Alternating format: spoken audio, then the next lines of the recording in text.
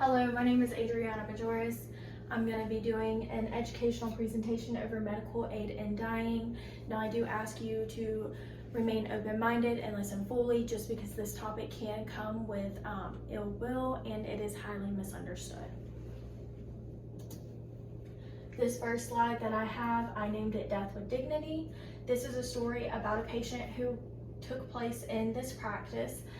He had incurable cancer, had done all measures to try to cure it without success. His symptoms have become overwhelming, so he contacted his physician. His physician was luckily in a state that could participate in this act, so he ultimately was prescribed the medication, and he died very peacefully with his wife and children at bedside. Now, the thing that really stood out to me the most was the ending, which said, "They continue to thank me almost 20 years later," which means that the family is still thanking the physician about the decision that their father was able to make, just because their father was able to go with dignity and on his own terms. Now, what is this service? It is a medical service. It is provided by a physician. The medication is specifically for this purpose. If the medication is not for this purpose, then it will not qualify in medical aid of dying. It is currently only legal in 6 states. Per the hcplive.com, physicians are not required to provide this service. If you go to a physician and you ask him and he says no, he is legally allowed to say no. He does not have to provide this service because it is not a life or death situation. This form of relief has been found to have an effective and peaceful outcome.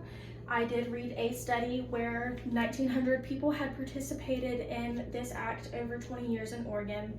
1,200 cases were successful. Of the 700 that were not, they changed their mind or they did not qualify through the mental capability testing that they do. How does it differ from euthanasia or suicide? Conceptually, it is different because according to ctmirror.org, which is a psychological-based website that has done multiple years of research on this topic, it is intentionally absence of physical harm, self-preservation versus self-destruction, and normally whenever people choose medical aid in dying, they don't die alone, versus with suicide, they would.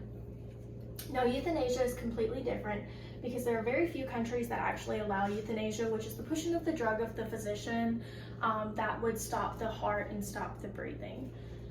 Legally, it is different because there's a multitude of hoops that you have to jump through in order to qualify. You have to have documentation providing that you are participating in this, and there are certain laws that you have to follow when providing this practice. Medically, it's different because the prescription is provided by the physician. The physician must inform of all other options, such as hospice, pain control, palliative care, comfort care, and the patient is able to change their mind.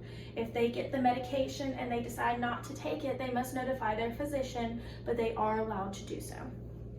Psychologically, it's different, and this goes back to the absence of physical harm and self-preservation versus self-destruction.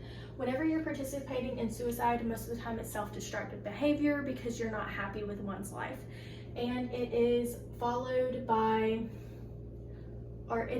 up to with multiple years of self-harm. Normally, that is some of the behaviors that we see in suicidal patients versus patients who want to participate in medical aid in dying. What does it take to qualify? According to Compassion and Choice, which is a website where you can actually apply if you live in one of the states where it is legal, you must be 18 years of age or older. If you are less than 18, even with parental consent, you will not qualify for medical aid in dying. Must have a terminal illness with less than 6 months to live. Up until that 6-month period, you will qualify for terminal illness services such as hospice, palliative care, pain control, comfort measures. But you have to have a diagnosis with less than 6 months from a physician. Must be mentally capable of making one's choices. If you are deemed mentally handicapped or mentally disabled at that point, you will no longer be able to make this choice, even if it is in legal documentation that you would like this service. You must be able to ingest the medication on your own, and there are 2 different documentations to provide wishes. You have to have 2 different documents by 2 different witnesses stating that you want this, also followed by a physician documentation as well. Now, I know that this was a lot of information, but once again, it is a physician-provided services with peaceful outcomes, and there are specific qualifications that you must have to meet along with it differing from suicide. I hope that I provided you with education, and I also thank you for your time.